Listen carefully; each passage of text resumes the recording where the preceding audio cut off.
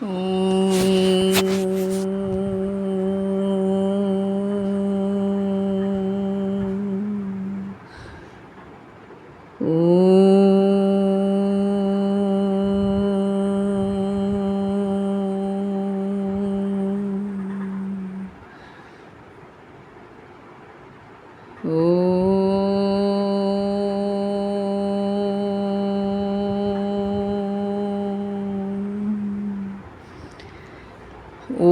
सहनाववतु सहनौ भुनक्तु सह वीर्यं करवावहै तेजस्विनावधीतमस्तु मा विद्विषावहै।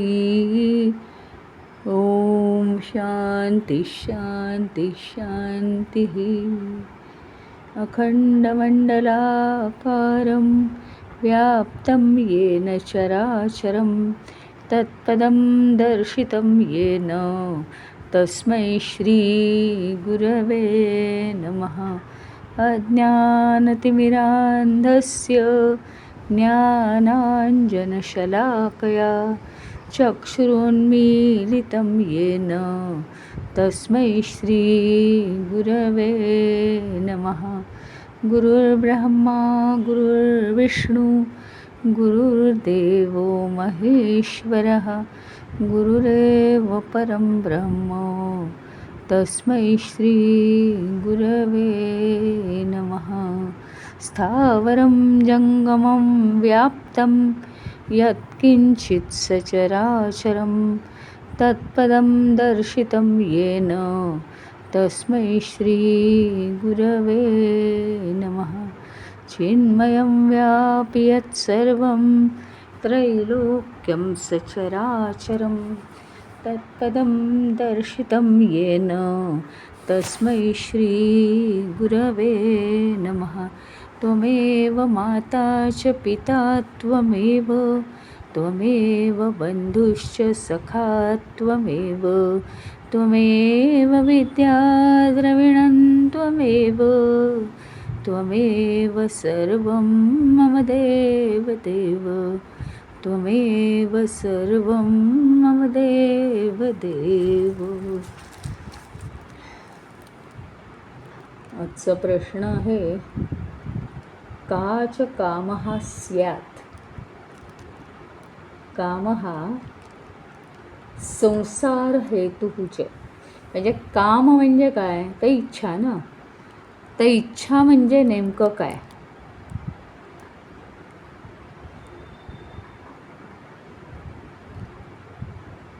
इच्छा म्हणजे काय तर ईश्वरी विचार जे असतात त्यांच्यापेक्षा इतर सांसारिक विचारांमध्ये जास्त रूपांतरण होणं म्हणजे इच्छा।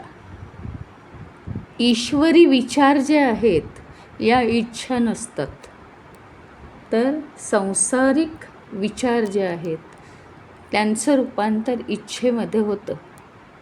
हा फरक आहे। ईश्वरी विचारांचं रूपांतरण इच्छेमध्ये होत नाही। ईश्वरी विचारांचं रूपांतरण जास्तीत जास्त समर्पित भाव किंवा जास्तीत जास्त नम्र भाव, सेवाभाव, पण सांसारिक विचारांचं रूपांतरण हे नेहमी वेगवेगळ्या इच्छांमध्ये होतं, आसक्तीमध्ये होतं।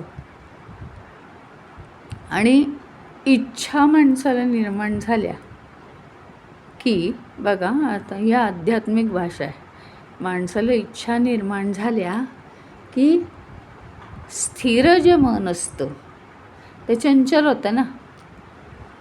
ह्याचा अर्थ काय, ईश्वराशी जोडलेलं जे मन असतं, स्थिर असतं, त्याचं स्थलांतर होतं। स्थलांतर म्हणजे ते इकडे तिकडे जाऊ लागतं विषयांमध्ये।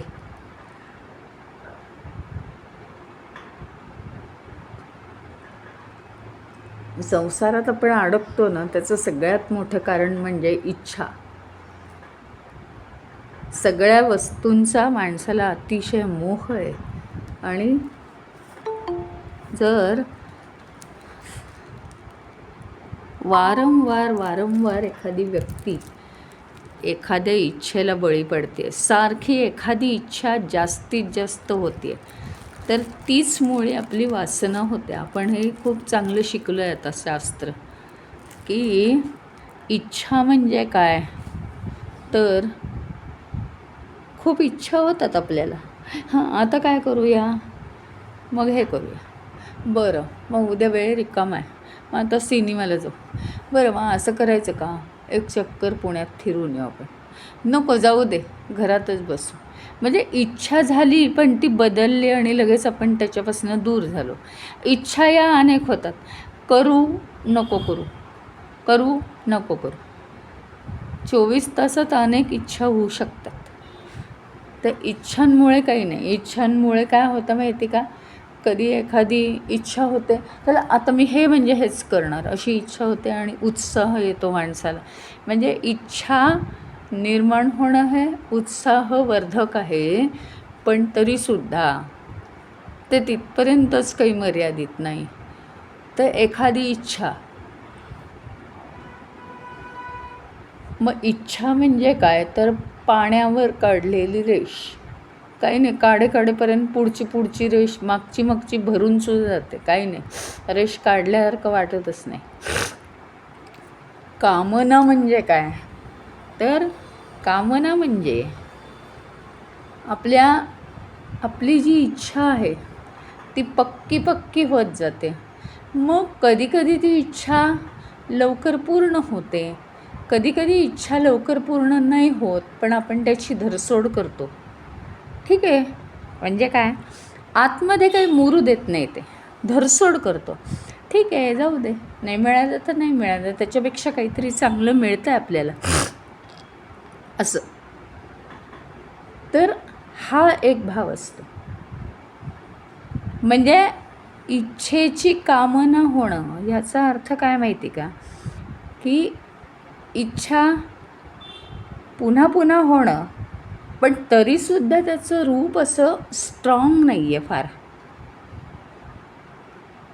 बराच इच्छा पुरवला तिने 2-3 दिवस इच्छेने त्या, पण तसं ठीक आहे, म्हणजे झालं तर झालं, नाही तर नाही, मग आपण ते विसरतो. हां, हे इथपर्यंत आहे, त्याला म्हणायचं कामना. परंतु एखादी इच्छा वर्षानुवर्ष मला हे म्हणजे हेच करायची इच्छा आहे, अशी एखाद्याचा स्वभाव असतो, एकच एक गोष्ट न सोडण्याचा. हा स्वभाव त्याला त्याच्या वासना बनवण्यासाठी कारणीभूत ठरतो. त्या वासना बनवतो तो. त्या वासना इच्छांच्या रूपात आत्ता जर पूर्ण नाही झाल्या आणि देह थकला, तर आपल्याच इच्छेनुसार पुन्हा आपल्याला काय करावं लागतं, पुन्हा आपल्याला जन्म घ्यावा लागतो. कारण ती इच्छा आपलीच तर मुळे होती. एखादी वासना पूर्ण करण्याची इच्छा आपलीच होती, आणि आपलं काही कोणी वाईट नाही केलं, ती आपणच इच्छा ठेवली आणि आपला देह थकला. त्याच्यामुळे आपल्याला काय झालं, की पुढच्या जन्माची वाट बघावी लागली. म्हणून काय आहे, आणि म्हणून असं म्हटलेलं आहे की जर सारखा एखादा इच्छेला जर बळी पडला, सारखा एखादा इच्छेला बळी पडला, तर जन्मभर ती इच्छा त्याच्या अंतःकरणात राहते आणि त्याचं अव्यक्त, कारण कशा असतात वासना, कशा असतात, अव्यक्त असतात ना, त्या वासना अव्यक्त असतात. आणि अशा अव्यक्त वासनांमध्येच रूपांतर, हे भारी डेंजरस आहे बरं का. वासना कधी दिसत नाहीत ना, खरं म्हणजे मनुष्य जसं वागतो तशाच त्याच्या वासना असतात, आणि त्या वासना कधी दिसत नाही, म्हणून त्या डेंजरस आहेत. वासना अव्यक्त असतात, सुप्त असतात, लपलेल्या असतात, आणि त्या कधी डोकावतील, या जन्मात संपल्या नाही तर कधी जन्म घेतील, आता तरी सुरक्षित ठिकाणी आहे, पुढचा जन्म कुठे एकदम गोंधळाच्या जागी मिळाला तर काय करायचं वगैरे. मग या प्रवृत्ती आपल्याला जन्म घ्यायला प्रवृत्त होतात आणि मग पुन्हा जन्म आणि पुन्हा मृत्यू या चक्रात आपण अडकतो. आता ह्याच्याबद्दल भजगोविंदममध्ये शंकराचार्य भगवंताला एक प्रार्थना करतायत. संसारामुळे माझ्या मनाचं स्थलांतर होतं. स्थलांतर का म्हटलेलं आहे? ते मन स्थिर अवस्थेत कुठे होतं? तर भगवंताजवळ होतं स्थिर अवस्थेत. आणि संसार जसा आला तसं ते प्रत्येक वस्तूच्या आसक्तीमुळे वस्तूवरती ते फिरायला लागलं. प्रत्येक वस्तूकडे जायला लागलं, आकर्षित व्हायला लागलं. एकदा ही वस्तू, एकदा ती वस्तू, एकदा ही व्यक्ती, एकदा ती व्यक्ती, एकदा हा विचार, एकदा तो विचार. असं करत करत मन आता मोठेपणा शोधायला लागलं आहे. मन आता अहंकाराला सुद्धा शोधायला लागलं आहे. या अहंकाराने मान उंचावली की मन त्याच्यातही रमतं आहे. आणि आता मनाचं भरपूर स्थलांतर झालेलं आहे. स्थलांतर याचा अर्थ एका ठिकाणाहून दुसऱ्या ठिकाणी जाणं. ज्यावेळी ते मन ईश्वराशी स्थिर असतं, ईश्वराच्या चरणांशी ते मन स्थिर असतं, त्यावेळीच आपण खरे जीवन जगत असतो. पण ज्यावेळी ते मन त्या ईश्वर चरणांपासून दूर दूर जायला लागतं, म्हणजेच त्याचं स्थलांतर होतं. तर शंकराचार्य म्हणतात की हे जे संसारामुळे होणारं माझ्या मनाचं स्थलांतर आहे, त्याच्यापासून तू मला वाचव. विचलित होण्यापासून, भगवंतापासून विचलित होण्यापासून तू मला वाचव, असं शंकराचार्यांचं म्हणणं आहे. पुढचा श्लोक आहे, कहा मत्सरः इति स्मृतः. मत्सर याचा खरा अर्थ काय आहे? ऋत तापः मत्सरः स्मृतः. म्हणजे काय? ऋत तापः. ऋत म्हणजे हृदय, ताप म्हणजे त्रास, हृदयाचा त्रास म्हणजे मत्सर. मत्सर लोकांचा केला की तो आपण अगदी अंतःकरणापासून करत असतो. आणि म्हणून मत्सर हा आपल्या हृदयाचा त्रास म्हणजे हार्टला अटॅक येण्याचाच जणू काही तो त्रास आहे, खरं म्हणायला गेलं तर. कारण दुसऱ्याचा मत्सर करत करत आपण स्वतःचा पूर्णपणे भाव विसरून जातो.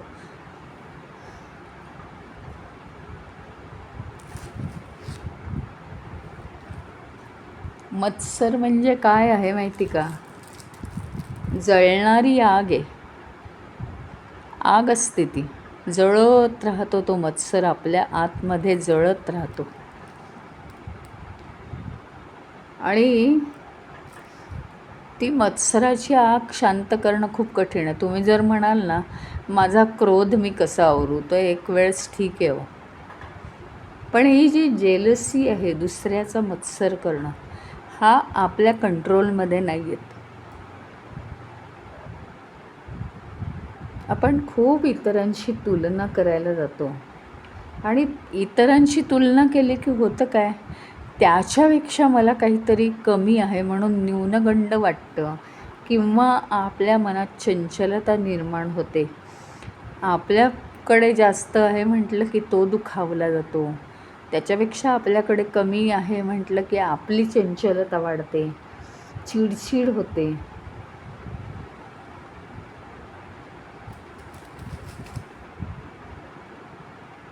मत्सर म्हणजे थोडक्यात काय आहे तर दुसऱ्याच्या जीवनाच्या संदर्भात, म्हणजे त्याचं जीवन कसं चाललं आहे या रिलेशनमध्ये आपण स्वतःचं सगळं स्थान ठरवत असतो. म्हणजे तो काय करतोय तसं मी काही करतोय का, अगदी त्याच्यासारखं. पण काय, प्रत्येकाचं जीवन वेगळं आहे की नाही. साध्या आता सुट्टी लागली म्हटल्यावर एकाला समजा 2 तारखेला गावाला जायचं आहे, एकाच्या घरात तर काहीच नाही आहे 2 तारखेला, मग तो कशाला गावाला जाईल? मग त्याला जायचं आहे 10 तारखेला गावाला. हे किती सहज आहे ना. त्याच्या त्याच्या गरजांप्रमाणे ज्याला त्याला वेगवेगळ्या वेळी गावाला जायचं आहे, तसं दुसऱ्याशी तुलना, दुसऱ्याशी कंपॅरिझन करून स्वतःला काय आहे काय नाही हे सारखं ठरवत राहणं, स्वतःला कमी पाहणं, स्वतःला जास्त पाहणं, स्वतःला फुगवणं किंवा स्वतःला खाली बसवणं, कमी पात्रता आहे आपली असं वाटणं, या ज्या सगळ्या गोष्टी आहेत ना, हे दुसऱ्याचं जीवन आपल्या जीवनाशी ताडून पाहणं वेडेपण आहे. प्रत्येकाचं जीवन हे वेगवेगळं आहे आणि त्याप्रमाणे आपण स्वतःला कमी जास्त करत राहतो आणि सुखदुःख उपभोगतो. ते नको आहे. कुणाशीही अनावश्यक तुलना करू नये. प्रत्येकाचं जीवन हे एक सेपरेट आहे आणि प्रत्येकाचं वेगवेगळं वैशिष्ट्यपूर्ण जीवन आहे. त्याच्यामुळे कोणाशी तुलना होणार नाही.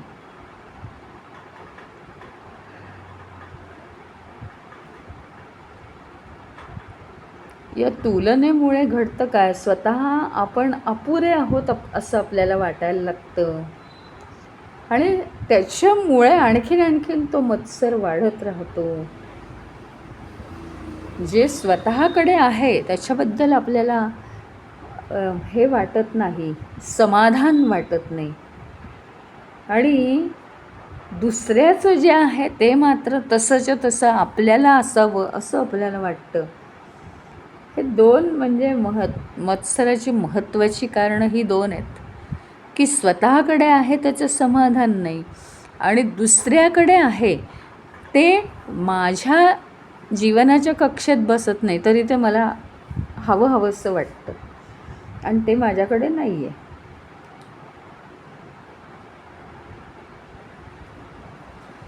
भागवतामध्ये काय म्हटलेलं आहे की जेव्हा स्वतःहून उच्च व्यक्ती भेटते, स्वतःहून तेव्हा आनंद झाला पाहिजे. म्हणजे भागवतात या गोष्टी सांगितल्या आहेत, अनेक तत्त्वज्ञानाच्या किंवा बौद्धिक गोष्टी अनेक आहेत भागवतात, की जेव्हा आपल्यापेक्षा श्रेष्ठ व्यक्ती भेटली कोणीतरी, आपल्यापेक्षा उच्च गोष्ट त्याला माहिती आहे, तर काय म्हटलं बाय, चला बरं झालं मला माहिती कळाली, धन्यवाद. आनंद झाला पाहिजे आपल्याला.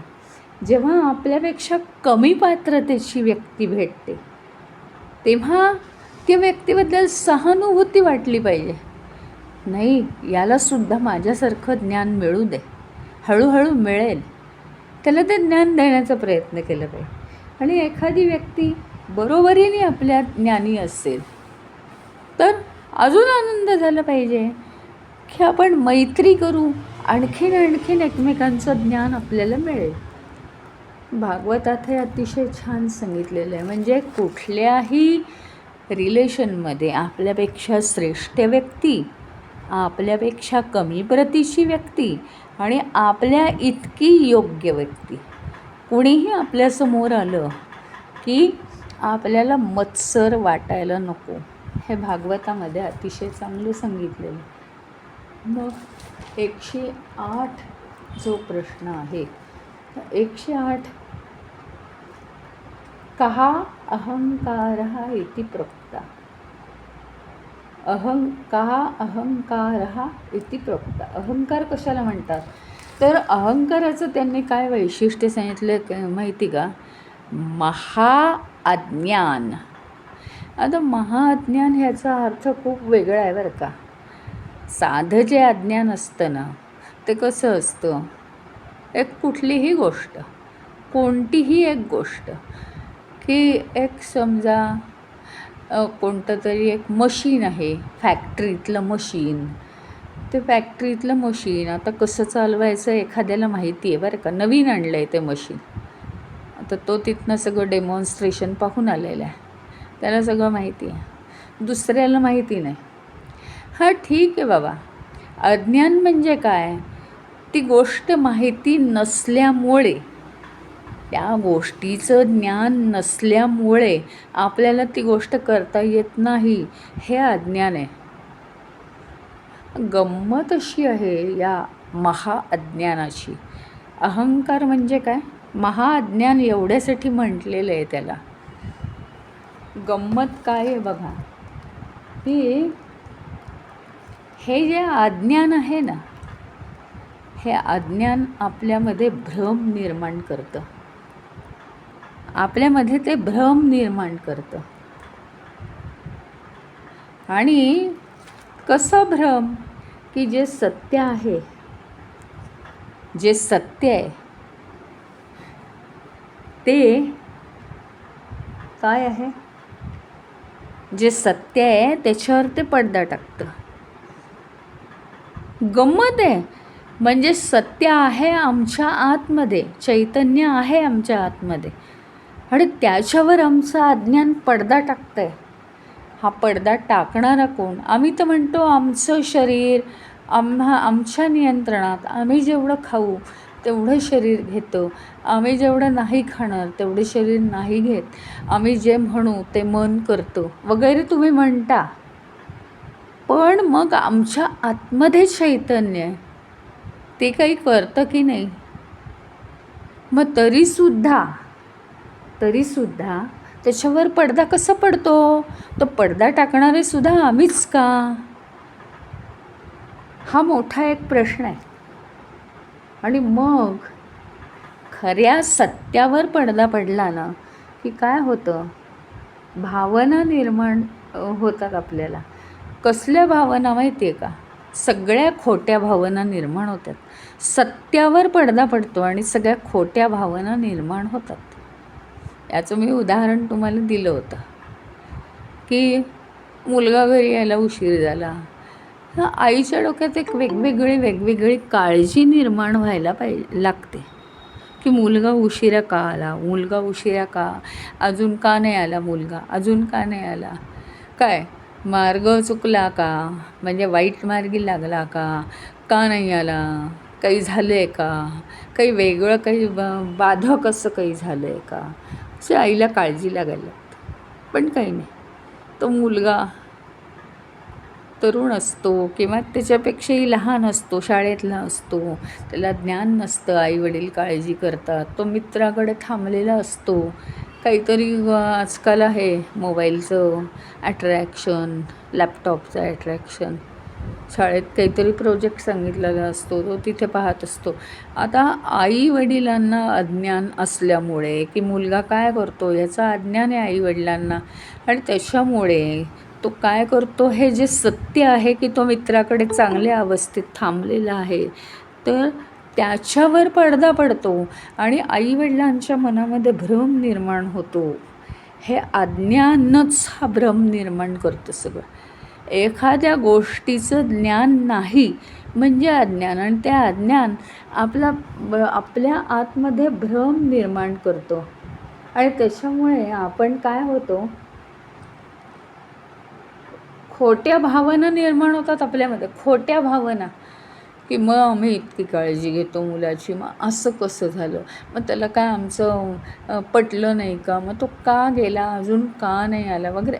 खोट्या भावना सगळ्या निर्माण होतात आणि मोठा भ्रम निर्माण होतो. आणखीन एक गोष्ट घडते या अज्ञानामुळे. काय झालं आहे माहिती का? आपला प्रश्न काय चालला आहे माहिती आहे का? अहंकार कशाला म्हणतात? आता ह्याचं उत्तर आहे महाअज्ञानम इति अहंकार. ह्याला धरून आपण बोलतो आहोत बरं का. आता इतर विषय आपण बोलत नाही आहोत. अहंकार आणि महाअज्ञानम. तर असं आहे की कर्ता म्हणजे आपल्याला काय वाटतं माहिती का, की मी कर्ता आहे. आपल्याला असं वाटतं की मी कर्ता आहे, हे सगळं मीच करतो. आणि दुसरी गोष्ट, आपण भोगता पण होतो. कर्ता आणि भोगता.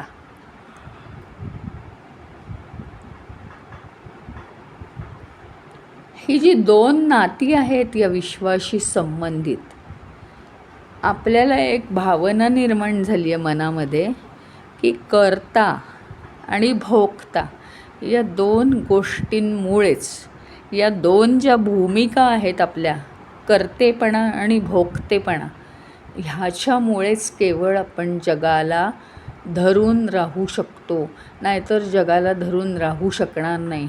आणि आम्हाला जीवन जगण्यासाठी जग हवं आहे. कारण म्हणजे आता हा अहंकाराचा मुद्दा सांगते मी. आम्हाला जीवन जगण्यासाठी कारण हवं आहे. कारण आमचा मोठेपणा आम्हाला कुठेच दाखवता येणार नाही दुसरीकडे. जगच नसेल, आम्ही एकटे एकटे असू, तर आम्ही कोणाला दाखवू? आधी कुटुंबात माणसं पाहिजेत, मग आम्ही कुटुंबातल्या व्यक्तींना आमचा शो ऑफ करू, मग आजूबाजूला शेजार पाजार पाहिजे आम्हाला, त्यांना आमच्या गुणांचा आम्ही शो ऑफ करू. हे सगळी अहंकाराची लक्षणं आहेत बरं का. त्याच्यामुळे जास्तीत जास्त आपल्या जीवनाचं बेसिक काय आहे की आम्ही आमचं नियतकर्म केलं पाहिजे, कर्तव्य पार पाडली पाहिजेत, हे बरोबर आहे हो. पण आम्हाला कर्तव्य का करायची आहेत? आमचं कर्म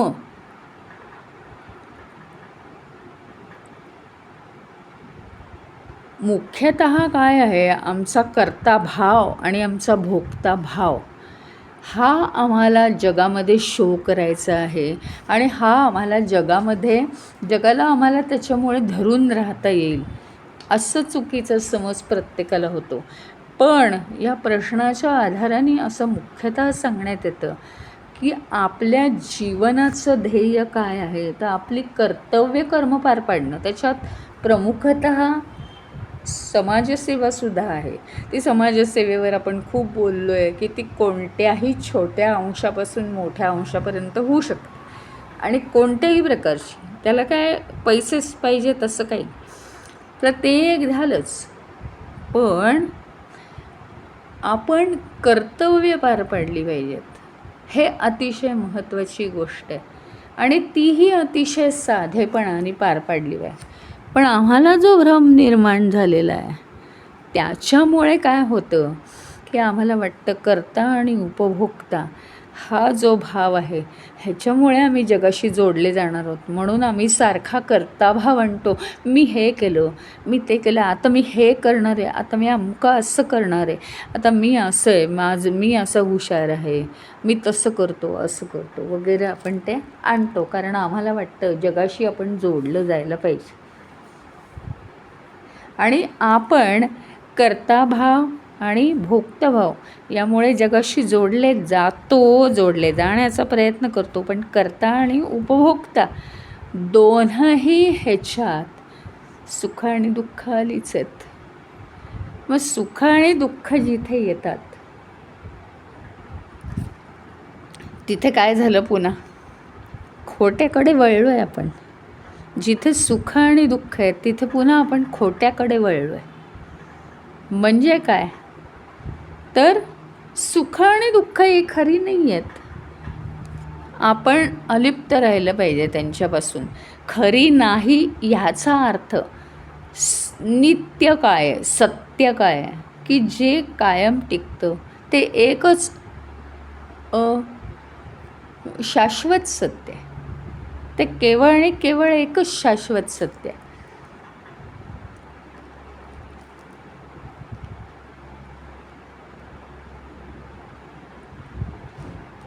आणि मग कर्ता आणि भोक्ता केला की सगळे त्यातून निर्माण होणारी आनंद दुःख हे आलं.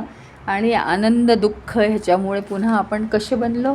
आत्मकेंद्रित बनलो.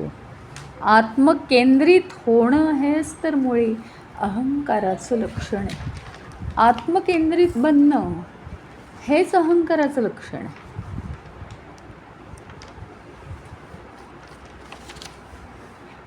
आणि तेच सगळ्या दुःखांचं मूळ कारण आहे. शंकराचार्यांनी इतकं अतिशय महत्त्वाचं एक विधान मांडलेलं आहे बघा. शंकराचार्यांनी जे मनोबुद्धी अहंकार त्याला धरून अजून कोणचं तरी स्तोत्र आहे बरं का, आता आठवत नाही, पण त्याचा एक भाव सांगते की शरीर, मन आणि बुद्धी ही जी कर्म करतात ना, ते अतिशय वाखाणण्यासारखे कर्म आहेत, चांगली कर्म करतात. बुद्धीनीसुद्धा, बुद्धीच्या साह्याने सुद्धा चांगली कर्म केली जातात. मनाच्या साह्याने आपण मन मन मन वाईट आहे वाईट आहे म्हणतो. मनाच्या साह्यानेच पण जप करतो, मनाच्या साह्यानेच पण भक्ती करतो, मनाच्या साह्याने तर सगळं करतो ना आपण. मग मन, बुद्धी आणि शरीर यांच्या साह्याने आपण सगळ्या चांगल्या गोष्टी करत असून सुद्धा शंकराचार्यांचं म्हणणं अगदी बरोबर आहे. मला खूप पटलं की ते काय म्हणतात की मन, बुद्धी आणि शरीर मन बुद्धी यांच्या साह्याने जी कर्म केली जातात ह्यांची खरं म्हणजे ही कर्म वाखाणण्यासारखी आहेत.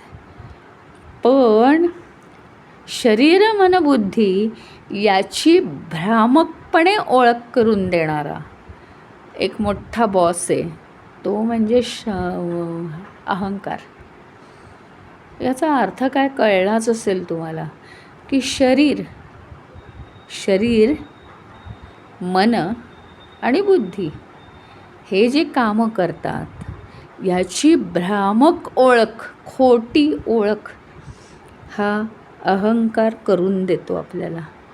खोटी ओळख तो अहंकार करून देतो. का? म्हणजे काय?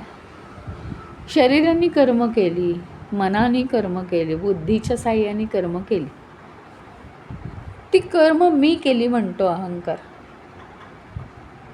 ती कर्म मी केली. मी म्हणजे शरीर आहे का? म्हणजे मी स्वतः मी स्वतः म्हणजे शरीर आहे का?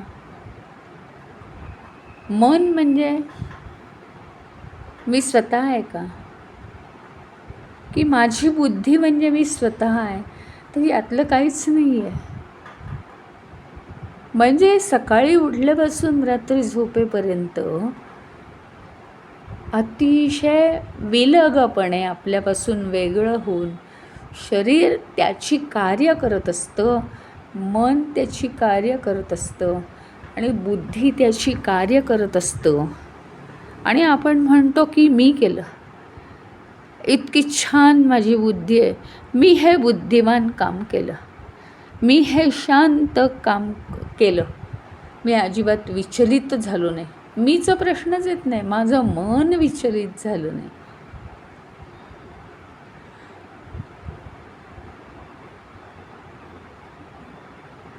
आपल्याला योग्य ओळख जर स्वतःची झाली तर आपण असं करू शकत नाही. पण हा प्रश्न अहंकारावर अवलंबून आहे. म्हणून अहंकार काय करतो? शरीर मनबुद्धीशी भ्रामक ओळख करून देतो. प्रत्यक्षात मनुष्य काहीच करू शकत नाही, अपुरा आहे तो. ईश्वराची जी इच्छा असेल तसं ते घडत राहतं, परंतु मनुष्याला फक्त वाटतं की ते मी करतो. मग आता काय उपाय? म्हणजे ठीक आहे, अहंकार फार कडू आहे असं आपण म्हणतो, मानलं आम्ही, पण याला उपाय काय? तर अहंकार विसर्जित करायचं.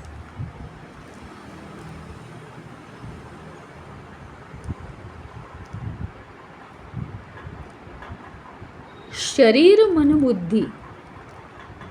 मनबुद्धी आत्ता सांगितल्याप्रमाणे शरीर मनबुद्धीची भ्रामक ओळख हा अहंकार करून देतो. आणि ती भ्रामक ओळख ह्याचा अर्थ शरीराने केलं ते मीच केलं, मनाने केलं ते मीच केलं, बुद्धीने केलं ते मीच केलं, असं आपण जे म्हणतो, अशी भ्रामक ओळख हा अहंकार म्हणजे मी असं जेव्हा होतं तेव्हा त्यांची भ्रामक ओळख होते आपल्याला.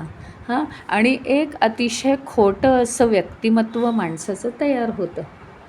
मग आता त्याचं काय करायचं? तर ते खोटं व्यक्तिमत्व जे आहे, खोटं व्यक्तिमत्व म्हणजे देह म्हणजे मी, हे जे आहे ते ईश्वरचरणी हळूहळू समर्पित करायला पाहिजे.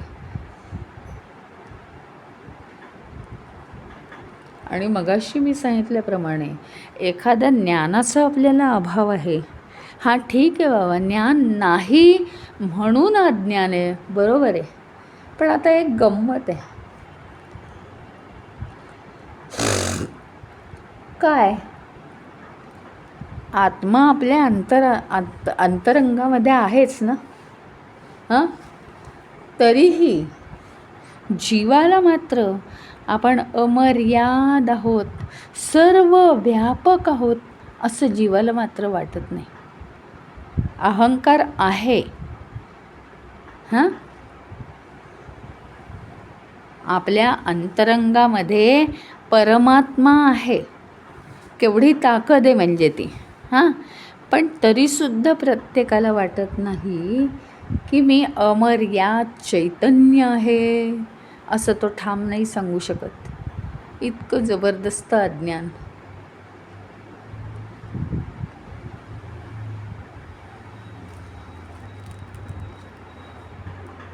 दुसरी गोष्ट म्हणजे आपण मर्यादित आहोत असं माणसाला वाटतं.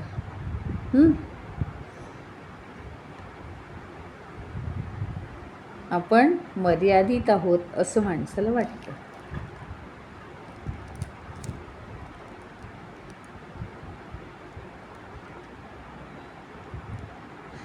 गंमत कशी आहे पहा, की अहंकारामुळे आपल्याला केवढा मोठा भ्रम निर्माण होऊ शकतो. दोन साईड्स आहेत. आपण छोट्या छोट्या स्टेप्स घेऊन ते बघू.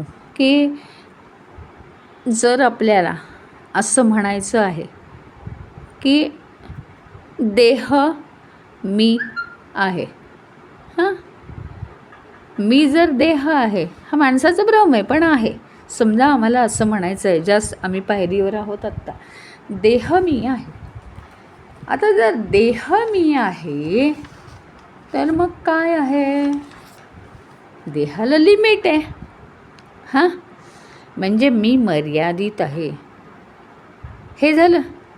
मग देह जर मी आहे तर मी कशाची निर्मिती करू शकत नाही. हां, मी कशाचीच निर्मिती करू शकत नाही, कारण मी देह आहे.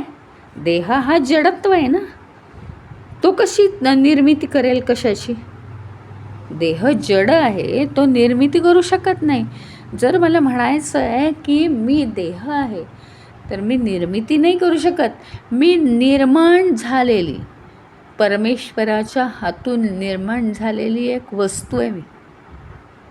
मग ही पण भावना माणसाची नाही आहे. माणसाचं म्हणणं काय आहे, माणसाचं म्हणणं काय आहे, मी चैतन्य. मग मी चैतन्य जर आहे तर ती परिपूर्णता पण नाही दिसत. तो म्हणतो शरीरा एवढाच मी आहे. ही गंमत आहे. म्हणजे तेही नाही आणि हेही नाही. आणि मग मनुष्य जर शरीर आहे, हां, तो म्हणतो देह म्हणजे मी आहे. मग मला सांगा की माणसाला तर सगळ्या जगावर सारखी सत्ता चालवायची असते, संपूर्ण जगावर सत्ता चालवायची आहे. मग कसं होणार.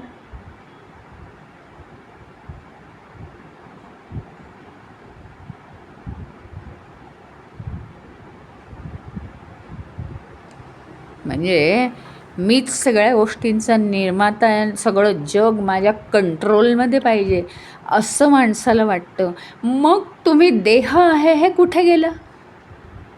तुम्ही जर देह आहात आणि देह जर मर्यादित आहे, देहापुरतेच तुम्ही आहात, तर कसं काय तुम्ही सगळं निर्माता असू शकता.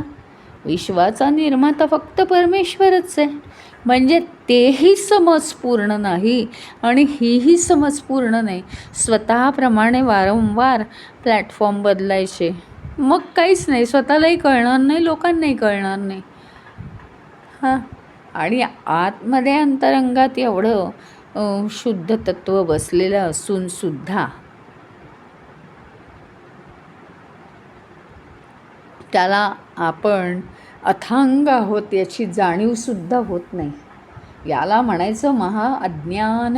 महाअज्ञान. आणि काय आहे?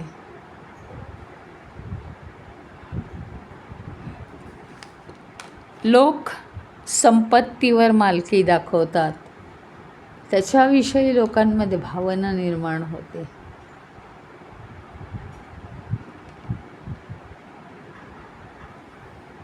संपत्तीची वाढ आणि तिचं रक्षण करण्यातच लोक सारखे रमून जातात, कारण त्याच्याशिवाय तर काहीच होत नाही.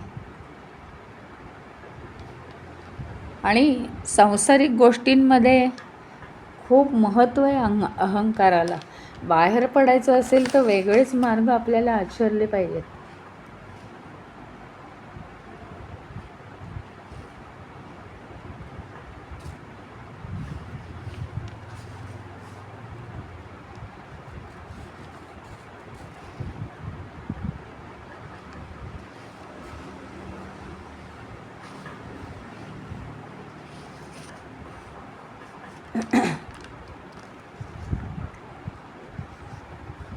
नेहमी सांसारिक गोष्टी ज्या आहेत त्याच्यामुळे अहंकार वाढणारच आहे, पण आपण जास्तीत जास्त प्रयत्न केले पाहिजेत.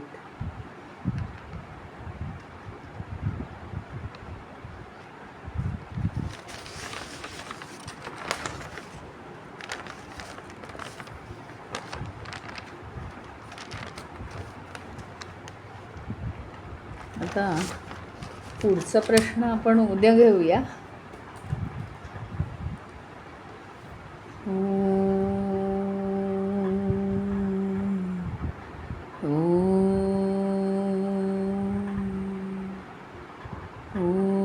पूर्णमदः पूर्णमिदं पूर्णात् पूर्णमुदच्यते पूर्णस्य पूर्णमादाय पूर्णमेवावशिष्यते.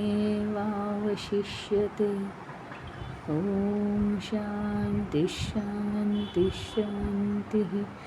हरि ओम. श्री गुरुभ्यो नमः. हरि ओम.